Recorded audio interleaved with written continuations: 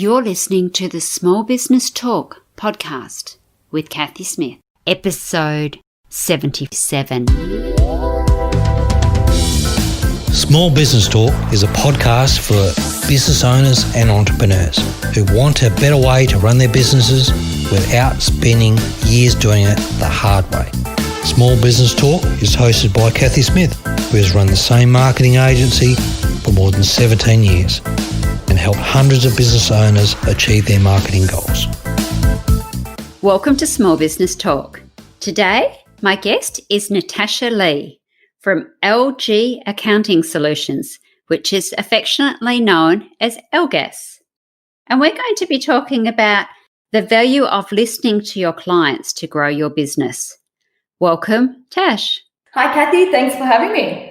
In the last months that we've had in 2020, we've had all sorts of different opportunities. So listening to our clients is a really good opportunity to pull some of these businesses that may have had a few struggles out into the brave new world. What do you think we should do to start? For us, in the last couple of months, we looked at this as a good opportunity to speak with a lot of our clients and really to listen to the problems they're having and seeing if there's anything we can do to help them through this really difficult time, which is very unprecedented across the world. So, we've been using this as an opportunity to basically pick up the phone, definitely not emails, pick up the phone, just check in on our clients, see how they're going and just seeing if they need a hand. And I think that's become the new normal, hasn't it? The actual ringing people. Yes. It used to be a case of people rang all the time, and that was one of our main forms of communication. And now, of course, it's got to be very limited. And nobody likes to make phone calls, but they all like to receive phone calls. Yes, we've been finding that like clients just are normally really happy to hear from us and happy just to have a chat, and it's been a really good opportunity. And now with the use of technology like using Teams as well as Zoom and a lot of those other applications, we've been able to actually see a lot more of our clients, and especially some that are not close to us. So it's been a really good time just to sort of be getting out of our usual habits of just sending an email to get a result. Is just picking up the phone, and you can actually you can get a lot more detail and information from a client by either having a video call or a phone call. Absolutely. And it's some of those words like great that can mean a whole stack of different things. They Yes. can be really excitable, like great, it's fantastic. Or it can be great. I'm having a great day. And then, of course, being very sarcastic as well. So some of those words get lost in emails. So definitely being able to see somebody or even hear their voice, you get an idea of where they're at and how they're feeling. And it may be a case of they just need to speak to somebody. And if you're that somebody, you might become top of mind and next time they need your services. Exactly. That was part of our strategy when we went into COVID. So when COVID first started hitting and the government started introducing all these stimulus, it was like, well, how are we going to handle this? How are we going to educate our clients so they can actually have a hand and understand what's available to them? And as part of that, we made a very conscious decision that, phone calls and verbal communication was a big part of what our plan was going to be. And I think that's definitely a good thing to do, especially when there are uncertain times and people aren't really sure about how things are going to pan out or how it affects them, whether they're eligible or not. So, definitely having that conversation where they can ask you questions and do the to and fro without having to have very large timeframes in between is a really good idea. Yes, and also not being worried about having a large bill just for having a conversation where you're checking in. So a lot of our clients were very comfortable having that chat and not being worried they're going to be billed for the conversation that we're having, because we're quite clear that the conversations we're having just to check in and see how they're going were times that we didn't charge for as well. So it was all part of that relationship building. And when we had those phone calls, a big part of it was actually giving the clients the opportunities to talk and us just to listen through that, which is something that we quite often just ring up, go blah, blah, blah, this is our problem, this is our solution, and go bye. Whereas this was more time spent with the clients and doing that communication piece. And I guess that's very important in your industry, being accounting and certainly some of the others, lawyers and that sort of thing, where it is having a chat can be on the clock. So it's very important to make that clear that this is a check-in. This is not part of your billing cycle. Yes. This is not part of your support hours. Depending on which industry you're in, people will get quite worried about that. So that's really important. So out of those calls, you could probably pick up some things that would help you actually grow your business then. Yes, we did. We did pick up things that have helped us grow our business. So out of the COVID, we picked up a lot of supporting clients to claim JobKeeper and some of the other stimulus measures, as well as the need for a lot of our clients didn't have a will or enduring power of attorneys or enduring power of guardianship. So picking up extra bits and just to help the clients give peace of mind that, look, if something does happen to them, they're covered off. So it gave us a good opportunity to make sure the client's needs and things that have been niggling at them were addressed during this time, which when we don't always speak to our clients, we don't know these things are bothering our clients to be able to actually help them with. Yes, and for our international listeners, JobKeeper is a stimulus package that's okay, that Australia has put in, and no doubt there are many others around the world that have also done the same. And I think wills are hugely important that people don't really realise. And the other thing, of course, is that they need to be updated. You've had children, been in or out of a marriage, divorce, partnership, life event, that you really do need to think about getting them updated. And of course, relationships change. So it may not be your immediate partner, but you may now unfortunately be estranged to a family member or somebody that you had left stuff to, or conversely, you may no longer be estranged to them and need to include them in the will. So do remember to get advice and update your wills from time to time. So what sort of time frame would you suggest on updating the wills, Tash? How often you should be looking at them? Really, we would recommend that definitely after a life event, as you just said, that's something that you definitely need to look at your wills. But we suggest to our clients to look at them every 6 to 12 months, just to make sure that they're current and that they're still in line with the wishes that you have. And that's a big part. People quite often do wills and then put them in the bottom drawer and go, I don't need that, I've got one. And then when they pull it out a few years later, they're like, oh, I wrote that in there. And so it's a very important document to keep up to date. So what about with children turning 18 and 21 and that sort of thing? Do you have to make different provisions or allowances in your will once your children do become of legal age? It depends on how you've structured your will in the first place. So if you have structured your will that certain events happen at life events for your children, then yes, it is something that would need to be updated as your children age. Or a lot of people don't necessarily leave things directly to their children because they're minors, and then as they get older, that changes. As your children age and develop into adults, then it is a good idea to review the will and check that your wishes are still in line with what you want to have happen. Okay, that's great. Okay, so listening to your clients to grow your business. So we've talked about actually phoning them and ringing them and taking time to listen, not just blurt your thing out and keep moving on. What other tips could you give our SBT listeners to how they could grow their business through listening to their clients? The big thing that comes out from actually actively listening to your clients is, one, you build the relationship with your clients. So by actively listening, it shows you're engaged, you know what's going on with your clients, and you're able to basically build that relationship, which will grow businesses naturally. It also gives you the opportunity to basically be able to offer more services to your client because you're listening for those opportunities of going, oh, yes, we can help with that, or we can assist, or we know someone who'll be able to assist you with that if you can't necessarily provide the service yourself, which is a good thing to be able to do for your clients. Actively listening is just a big part of what we recommend for anyone to do. And it's not always a skill that comes naturally to all people. So it is a skill that you can definitely learn. And it's something that we encourage our team to be aware of the fact that, yes, they need to stop, listen to what the other party's saying and to absorb and basically interact with clients. Yes, I think that's a common mistake people make is they just wait for their turn. They're not actually listening to see what the other person is saying and hearing the conversation. They're just waiting for the pause so that they can jump in and say their bit. Exactly, and they don't necessarily then follow the conversation on logically. They start talking about their side issue that they've been wanting to talk about rather than potentially the issue that the client thinks is the most important issue to them.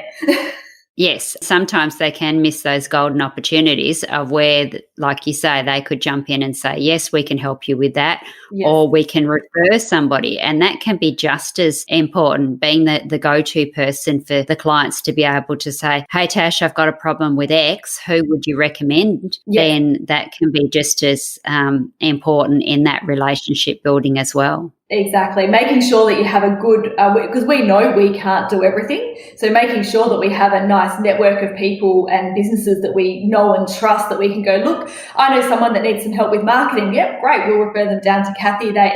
She's great. She'll definitely be able to help you, or the financial planner, or whoever it may be, is making sure that we've got that really good network that when we refer clients to them, that we know they're going to be looked after.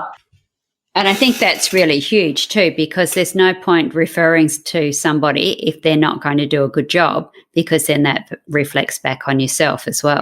Exactly.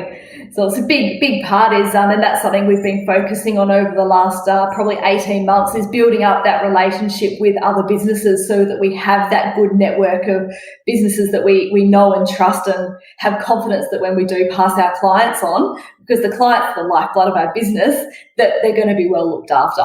And that can also then grow your business as well, because if you're then referring to me, then for marketing, when I'm thinking about, oh, I've got a client in your area who might need some tax planning or might need some accounting services, you're going to be top of mind because somebody just came to me recently because you referred them. So it becomes that win-win on the networking there. It's another way that listening to your clients can actually help, because you're helping to be able to then help their pain points, maybe not by yourself, but through your networks. And then, of course, that grows your networks and they're more likely to refer back to you.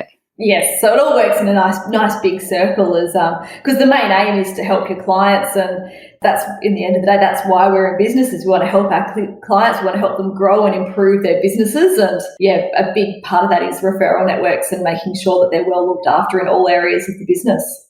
Perfect. And we don't want to be a jack of all trades and a master of none. Yes. So having these partners makes it really easy. Yes. Okay, so we've talked about basically some partnerships and obviously listening. So where should we be going next to help grow our businesses? Really, it's looking for opportunities, and depending on how you basically, we would say, make a plan of how you want to grow your business. That would include the normal accounting stuff, make sure you've got a budget and all that boring stuff that a lot of people say. But really, it's having a plan of how to grow your business and a strategy around how to actually grow, whether that is working on your relationships with your existing clients to try and get referrals to bring new work in, or engaging with a marketing company that can help with a strategy to have a marketing education plan, or whether it's, we've got new products that we can offer to our services, or upselling to your current client base. It's really about having that plan to be able to grow your business. And a lot of that can be about just coming back to listening to your clients. So we did an exercise with our clients early last year. We went through the exercise of asking our clients why they actually do business with us. And it was a really interesting exercise to hear from a client's perspective why they actually do business with us. And by listening to their answers, we came up with a really good strategy and to articulate a lot better what we offer to clients.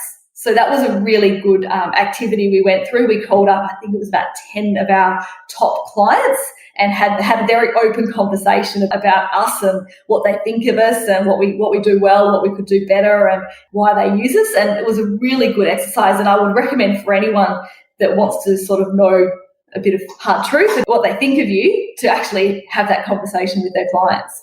Yes, absolutely. So there's a couple of things there, is having that conversation with your clients. You can see what you're doing well. You can also see the way they speak and their messaging. So therefore you can then incorporate that into your marketing, because of course you want people to read your marketing and going, yeah, that's me. I really got to work with Tash. She's the accountant for me. So by listening to your clients and hearing the words that they're using, that can be very important. And then on the flip side of that, of course, is finding out the things that you don't do well. So if most of your clients like to be contacted by phone and you're only emailing, or if they're want to be contacted by email and you're texting, any of those sort of things. I find a lot of people don't want to have the text messages because that's more of their personal space. Mm-hmm. And that's also running into the Facebook marketing with your messaging going through the Facebook Messenger. People don't always like that because they feel that is being interrupted into their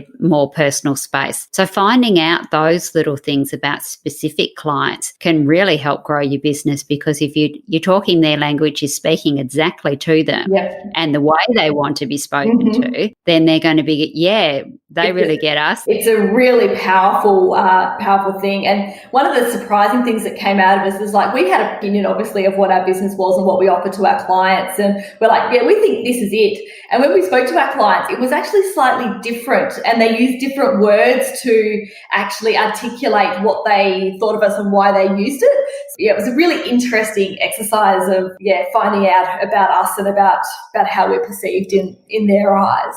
Perfect. And then you change your messaging slightly to make sure that you are hitting those kind of words for those kind of people. Yep. So that which is exactly what we did. So it was a really good exercise to do. And I guess the other thing that's come out of COVID is that people are reassessing what they're doing. So sometimes they're actually dropping off services. I've got a client that used to work 7 days a week, and she's now saying, no, we're only going to work 5 days a week. Mm-hmm. Yes, we'll work the weekend, but we're going to have 2 days off in the middle of the week. So it's a case of looking at your numbers and seeing whether every day of the week's actually profitable for you, exactly. Whether you need to be working 7 days a week, or whether you can actually do far better only working 5 days a week and even maybe less hours, so that you're actually really concentrating on that. So sometimes having a bit of a break and having a look at your numbers, like you say, it can really make a difference in whether your business is going to grow or not. Yeah, it can definitely make a huge difference. And by doing that little bit of planning and looking at the numbers of your business and actually understanding what they mean and how they all interact with each other, you can get some really good results from sometimes some really little tweaks as well. That's where it really pays to have good people around you, whether they're internal or external, to be able to support you in your business. And I think sometimes people don't realise that hours are not hours are not hours. So if you're doing literally hours and hours, you get to a point where you're no longer productive. And of course, if you're paying staff on penalty rates, you need to weigh up whether that killer day is actually worth it. So it may be a case of dropping the hours on that day, or starting them a bit later, or changing it around a bit to make it more profitable. Because if you're paying extra penalty rates, etc., and then they're in a retail situation and they're only cleaning because there's no customers coming in. Exactly. And that's why in those conversations with clients, you can uncover those sort of things. And that's why when we say we start a meeting, it should be started with the good news to set a positive mind, and then talk about like what's happened in the last 6, 12, 8 months, however long since you've seen them, just to get a feel about what's going on, because there's no point going into a meeting and talking all about these great plans when they actually can't come into fruition because something else is bothering them or something else has happened. So it makes sense to just have that initial chit-chat before you start a meeting as well. Yeah, and then it makes everybody feel confident and comfortable too, because like you say, if you've got ideas about how they could expand their business and they've just actually decided to retire, then that's not going to match up at all. Exactly. So by just having that conversation and just treating, a lot of our accountants don't forget that our clients are just people, and they're just like you and me, and just like having a chat and talking about their business and what they're going on. And a lot of our team been in the habit of just jumping in, solving the problem, rather than actually adding that human layer to the service that we're offering. And it's something we've been working really hard with the team, just to educate them, like, look, the clients are just people. They're just like you and me. They want to have that chat and talk about the weather and about their business and their kids and what everything has been going on. So it makes business a little bit more enjoyable if you actually have a good relationship with your clients and with the people you work with. Absolutely. And then it also gives you the opportunity too, because they're just now telling you that their 18-year-old daughter's just about to start a business and needs some accounting services. So you may not have got that information if you hadn't have stopped and had a chat and a listen to begin with. Exactly. And if you have a good relationship with your clients, they're more than likely to pick up the phone and give you a call when there actually is that problem, rather than finding out after the fact, which can sometimes have some disastrous consequences. Yes, especially if they've not set their business up in the correct structure. Yes. That either that they're running off to do whatever because the lady down the road said that was the thing to do. Yes, we get that a little bit. Don't we all? All right. Is there anything else you think that the SBT community should be doing to help grow their business while they're listening to their clients? Really just looking at the opportunities that present you and acting on those opportunities and not being afraid to put yourself out there and have a go. And if you can offer value to clients, they'll definitely be able to see that value and you'll be able to grow your business based off that. Fantastic. So if we pick up the phone, we remember to look at our numbers, we listen to our clients to look for opportunities, and then that should really help to grow our business. So at this point in the podcast, I ask all my guests 5 final questions. So are you game? Sure, why not? Okay, I promise they're not too difficult. Oh, good. What is the best advice you've been given by a mentor? I think this is probably more on a personal level. One of the best advice I've been given is to remember it's okay to say no.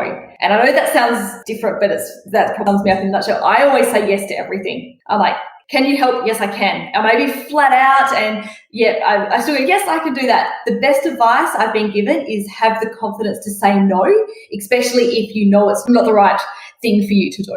And I think that's really important when you're taking on new clients too, because not everybody is your ideal customer. Correct. And not everybody is going to love you. So if you say yes to the wrong customer when you should say no, then that sometimes can actually undo your whole business. So you do need to be comfortable enough to say no, absolutely. Yes.